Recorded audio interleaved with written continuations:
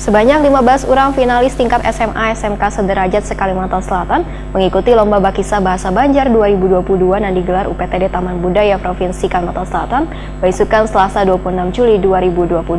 Finalis yang tampil di Gedung Balirung Sari Taman Budaya Kalimantan Selatan ini adalah hasil pilihan juri yang telah mengikuti babak penyisihan secara daring. Puluhan peserta ini pun tampil secara bergantian dengan durasi 7 menit. Sebanyak 15 orang finalis tingkat SMA SMK sederajat se-Kalimantan Selatan mengikuti Lomba Bakisa Bahasa Banjar 2022 yang digelar UPTD Taman Budaya Provinsi Kalimantan Selatan besukan Selasa 26 Juli 2022. Finalis yang tampil di Gedung Balirung Sari Taman Budaya Kalimantan Selatan ini adalah hasil pilihan juri yang telah mengikuti babak penyisihan secara daring. Puluhan peserta ini pun tampil secara bergantian dengan durasi 7 menit. Seseorang juri, Rudi Karno Wahetakuni Prima TV memedahkan, walaupun masih ada kekurangan yang perlu diperbaiki, namun penampilan peserta sudah cukup bagus. Menurut Rudi Karno, Bakisa Bahasa Banjar biasanya dibawakan dalam penampilan yang statis atau minim pergerakan dan lebih menonjolkan ekspresi vokal, mimik serta gestur supaya penonton yang menyaksikan bisa merasakan suasana dari cerita yang disampaikan. Selain itu, penggunaan bahasa maupun logat Banjar, ujar Rudi Karno, perlu lebih diperkuat lagi. Gerak statis itu paling tidak radius 1 meter saja. Artinya geraknya itu memang benar-benar ketat dengan ekspresi vokalnya, ekspresi mimiknya, ekspresi gesturnya itu memang menyatu dalam radius 1 meter.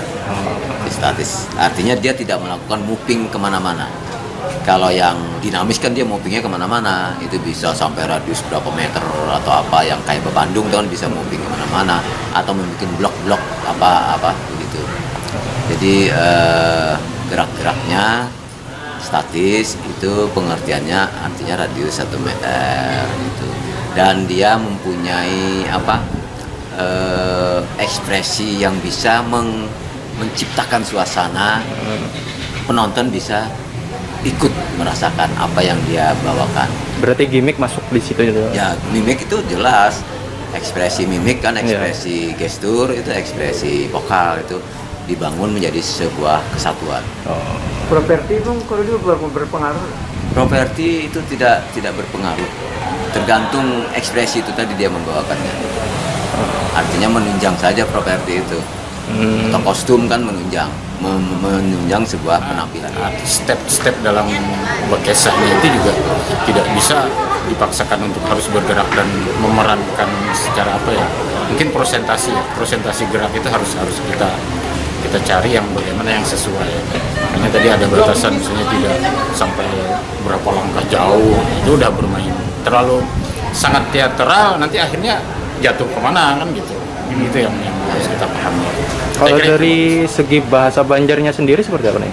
Bahasa Banjar kita memang harus lebih mengentalkan lagi inguh, dialeknya juga logat. Jadi logat Banjar saya lihat memang ada beberapa, tapi yang saya lihat kadang-kadang masih bercampur baur itu campur baur itu memang secara utuh bahwa dia harus itu tuntutannya nanti akan kelihatan bahwa dia itu sebenarnya sehari-harinya bahasa Banjar apa tidak kan gitu. Kalau dia terpengaruh juga dengan bahasa-bahasa yang pergaulan dia, itu akan kelihatan. Saya kira itu bagus untuk dikuatkan bahasa Banjarnya itu yang logat. Lomba Bahasa Banjar ini merupakan rangkaian program pesona ragam budaya Banjar yang diharapkan akan terus bisa lebih ditingkatkan lagi ke depannya.